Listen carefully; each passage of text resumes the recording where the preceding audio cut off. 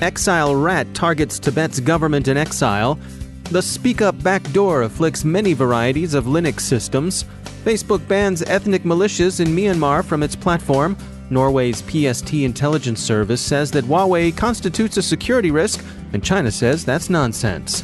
Someone seems to be hacking contact lists belonging to UK members of parliament, and Bangladesh Bank is suing to recover the $81 million missing from its 2016 SWIFT heist.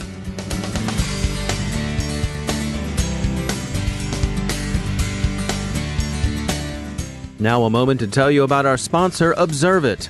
The greatest threat to businesses today isn't the outsider trying to get in. It's the people you trust, the ones who already have the keys. Your employees, contractors, and privileged users. In fact, a whopping 60% of online attacks today are carried out by insiders. Can you afford to ignore this real and growing threat? With ObserveIt, you don't have to. See, most security tools only analyze computer, network, or system data.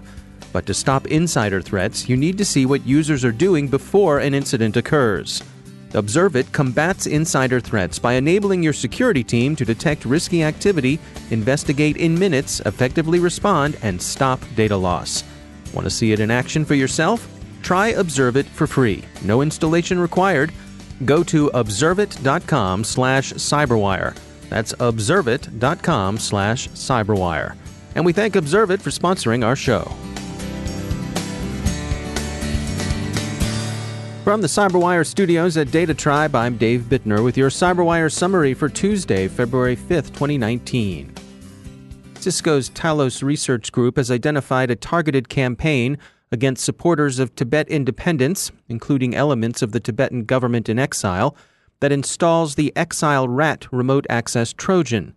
The vector is a malicious PowerPoint file, and the attack shares command and control infrastructure with the Lucky Cat Android malware earlier used against Tibetan activists. The researchers think espionage and not criminal gain is the goal. Talos doesn't say as much, but the Magic 8 Ball would probably say that signs seem to point to China, where Tibetan independence groups and sympathizers, as well as ethnic Tibetans both home and abroad, have long been of interest to Beijing's intelligence and security services. Researchers at security firm Check Point has found a new Linux backdoor, SpeakUp, which can run on several Linux distributions and on the related Mac OS. The Trojan, thought to be possibly the work of a Russian-speaking coder, and so far apparently most active in East Asia, is said to evade most current security products. Check Point thinks its current activity is a sign of much bigger campaigns to come. Facebook has banned 4 ethnic armed organizations that operate in Myanmar from using its platform. The militias all form part of the Northern Alliance and are among the armed militias that have long operated in that country. The groups Facebook banned include the Arakan Army, the Myanmar National Democratic Alliance Army, the Kachin Independence Army, and the Ta'an National Liberation Army.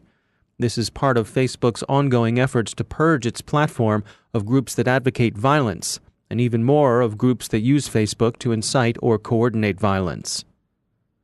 It's worth noting that this isn't being done necessarily at the behest of Myanmar's government, even though security forces have recently clashed with some of the militias, notably the Arakan Army. As TechCrunch notes in its coverage, Facebook has earlier taken action against some government leaders and organs, including the commander-in-chief of the armed forces and the military-owned TV network Mayawadi. Nor is this simply the restriction of content as hate speech.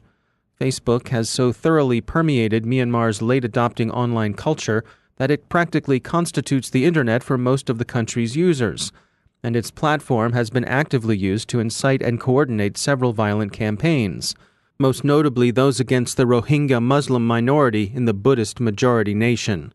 The UN believes some 700,000 Rohingya became refugees since August of 2017. The UN also reported that abuse of Facebook played a determining role in inciting the persecution. Cyber espionage from nation-states of industrial environments continues to be a global concern. The folks at Eclectic IQ have been tracking these threats in their new Fusion Center. Joseph Williamson is a threat intelligence analyst with Eclectic IQ. So specifically with regards to espionage of industrial environments, I think you can break it down into two categories at the minute. The first category would be espionage for competitive advantage, and the second would be recon for destructive attacks. So an example of espionage for competitive advantage, that's where a nation state might want to take a look at the ways that Western countries run their businesses in the critical infrastructure sectors so that they can employ certain strategies within their own firms within those sectors. One example that we see a lot at the minute is a lot of China-based adversaries have been working in support of the Belt and Road Initiative. So there's been an increase in Chinese espionage of Western and Southeast Asian petrochemical and energy firms in order to bolster their own trade and gather insight into the other countries that they do business with there. An example of the latter, which is recon for destructive attacks. It's difficult to gain too much insight into this because once an adversary gets information on one of the environments that they're surveying, you don't know exactly what they do with it. But to give you an example, there's a Russian-based actor called Dragonfly who has been lurking in a number of Western energy firms for the last few years, exfiltrating sensitive data on those organizations' SCADA systems. And for example, just to go down right to the detail, exfiltrating stuff like screenshots of wiring diagrams and stuff like that. What they do with that information is never going to be 100% clear to us on the defensive side, but the idea is that they could then use that for subsequent destructive attacks. Can you give us an idea? I mean, how does the average person dial in the appropriate level of concern when it comes to these things? That's a great question. I'm glad you asked it. In general, when it comes to reporting in mainstream media, we tend to take it way too far.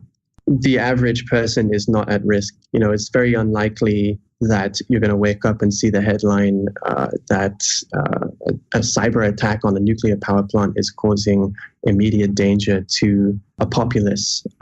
It's not likely that you're going to wake up and find that you have no electricity, although that has happened before. But it's unlikely. This doesn't happen very often, and it happens to very specific targeted regions. So definitely a dose of realism is needed when you look at the headlines in mainstream media and taking a bit more time to understand the facts behind certain situations. These types of attacks are very unlikely to affect your average citizen. And so looking forward into the coming year, what do you expect we'll see? Do you think we're going to see an uptick in these sorts of things? Will it run at the same pace that we've experienced in the past few years? Or where do you think we'll land? It's another good question. So we closed out the year with a pretty big destructive attack. Supposedly an Iranian-based actor used a Shamoon wiper to target an Italian petrochemical company, as well as a few similar organizations in other countries. That certainly suggests that things are not calming down. This is reemergence of activity that we saw in 2012 and then again in 2017. So that certainly suggests that destructive attacks might continue at the same pace. In terms of espionage, yeah, I would say that's going to continue at the same pace. There's, again, like I said, a lot of China-based adversaries who work in support of the nation-state's Belt and Road Initiative. You can almost predict when certain attacks are going to occur based on when neighboring countries have their elections. There's always an uptick in targeting by Chinese actors when a country like Cambodia or Vietnam has a presidential election or something along those lines. That's Joseph Williamson from Eclectic IQ. Norway's PST intelligence service has added Huawei to the list of threats to Norway. Benedicte Bjornland, who runs the domestic intelligence unit, put it this way, quote, "An actor like Huawei could be subject to influence from its home country as long as China has an intelligence law that requires private individuals, entities, and companies to cooperate with China," end quote. The Chinese embassy in Oslo said, "It's very ridiculous for the intelligence service of a country to make security assessment and attack China with pure hypothetical language." And it added that China poses no threat to Norway's security. The Norwegian decision comes in advance of the widely awaited report in the UK from the GCHQ unit charged with monitoring Huawei security. That report is expected to be a doozy. BuzzFeed reports that some members of parliament in the UK have been subjected to cyber attacks. Investigation is underway, but the hackers seem to have been interested in getting phone numbers and contact lists. Bangladesh Bank is suing Manila-based Rizal Commercial Banking Corporation, RCBC, and others for the $81 million lost to hackers in a 2016 caper that abused the SWIFT transfer system. In an unusual move, the New York Fed is working with Bangladesh Bank to assist with the clawback. Consensus holds North Korea responsible for the theft, as does the FBI. The theft involved transferring funds from Bangladesh Bank's accounts with the Federal Reserve Bank in New York. $101 million were siphoned away to front accounts in Sri Lanka and the Philippines before bankers involved in the transfer realized something was amiss. It's worth noting that alert proofreaders at Deutsche Bank noticed misspellings and wayward grammar in the transfer requests, and they're the ones who sounded the warning. As Americans, we note with shame that the Germans were better proofreaders than our own boys and girls in New York apparently were. Of the $101 million stolen from Bangladesh Bank, $20 million of it went to front accounts in Sri Lanka, and essentially all of that was recovered. Most of the $81 million that went to the Philippines is still missing, and that's what Bangladesh Bank hopes to recover. The Washington Post points out that recovery will be difficult. Bangladesh Bank alleges that RCBC personnel helped the North Korean hackers transfer the money to RCBC accounts at the New York Fed and then to the Philippines, where ever since it's been gone, baby, gone. RCBC has said in response that this is all PR and misdirection on Bangladesh Bank's part to cover up its own negligence in permitting the transfers in the first place. They'll see one another in court, probably. Why not, you may ask, just sue Pyongyang, since after all they're the goons behind this caper? A good question, but remember a couple of things about North Korea. First, it's not exactly a country with deep pockets. That's why its government hackers are so busy with financial crime. And second, it's really not a government that has a deep respect for international law, still less for whatever decisions might be issued by some Yankee court. So what are you going to do? Send a repo man after great successor and dear comrade Kim Jong-un's Mercedes limo? Not likely. In the first place, it would be hard to get through the bouncers guarding it. In the second place, you'd have to beat the Sinanju Highway Patrol to the Yalu bridges, since you probably wouldn't want to try the minefields around the DMZ, which would be like trying to drive north on the 101 during a Los Angeles rush hour. And finally, the value of the car probably wouldn't cover the full $81 million, even if it does contain that fully functional onboard toilet, rumored to have been installed aftermarket. So while the Mercedes is what anyone would call nicely loaded, Bangladesh Bank will have to get whole somewhere else.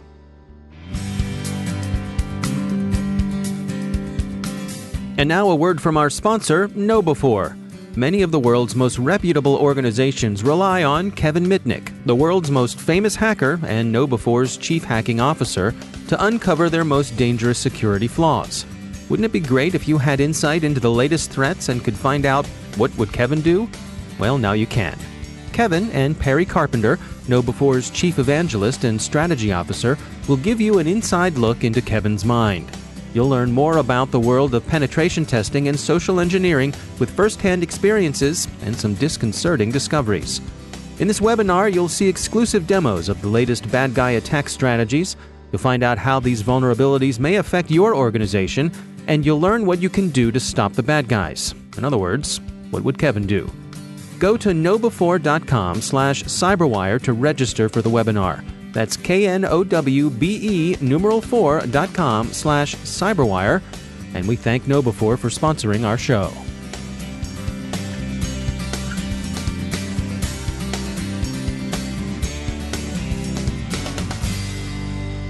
And joining me once again is Joe Kerrigan. He's from the Johns Hopkins University Information Security Institute, and he is my co-host on the Hacking Humans podcast. Joe, it's great to have you back. Hi, Dave. I try to make a point to learn something new every day. Good. I try to do the same thing. And, recently, something came by that was not necessarily new, but it was new to me. Okay. And so much so that I wanted to check in with you about it because it exceeded some of my technical knowledge, and I thought maybe you could help out here. All right. It turns out that when you're logging into Facebook on a mobile device, Facebook is not exactly 100% precise about checking your password. What's going on here? That sounds scary, doesn't it? Well, it didn't. It was. Yeah. Yes, it was. But I figure there must be more to the story. So what's going on here? This is from a post on Y Combinator. Yeah. And there's a user who noticed that he entered passwords differently, and Facebook still accepted the password. So he wrote Facebook and said, "What's up with this?" Yeah. And Facebook told him from a mobile device, they will accept 4 forms of the user's password. They will accept the original password. Right. They will accept the password with the case switched. So in other words, as if you have the cap locks on. And the third way is if the initial character of the password is a letter, they'll accept it if it is the original password's in lowercase, but it's in uppercase. Right? Oh. Because mobile devices tend to automatically uppercase. Correct. That happens to be words. frequently on my mobile device. Okay. Although nowadays in passwords, it doesn't seem to be an issue. And finally, they will accept your password if it has an additional character at the beginning or an additional character at the end. Okay. So there's 2 things going on here. One is if I had to speculate on how this is being done, I don't know, but if I had to speculate, then I would say that they are storing 3 hashes of your password when you enter or change your password to a new password, right? So the first one is the original password. Then they run a text conversion on the password to change the case of the first letter, and they hash that. And then they run a text conversion on the password again to invert the case, and then they hash that, and they store those 3 passwords. Then when you enter your password, this is how I would develop it if I was a developer. They're going to hash the password you entered, the password you entered minus 1 character at the end, and the password you entered minus 1 character at the beginning. That's going to give them 3 hashes, 3 candidate hashes. And if any of those 3 candidate hashes match the hashes that they have, one of the hashes that they have stored, then they authenticate you. Huh. Now, my first inclination here is to think, well, what? Right. Password is not a password. It just needs to be close. But I did a little digging on this and saw some people talking about it and saying, well, no, because you're coming from a mobile device, that's something you have, and this is probably okay. It's worth the slightly lower amount of security for the convenience to the user. Yeah, the lowering of the amount of security is really not that big of a deal. You're changing the case of 1 letter. You're tripling the key space of available passwords, but you're going from 1 to 3. And then the truncating of the password really doesn't have any effect on your security level, because if I take let's say I take a 10-character password and then Facebook hashes 2 9-character passwords, that doesn't really matter, right? Yeah. I can't think of how that does matter. I might be wrong, but I don't think it matters. But Facebook has decided it doesn't matter enough.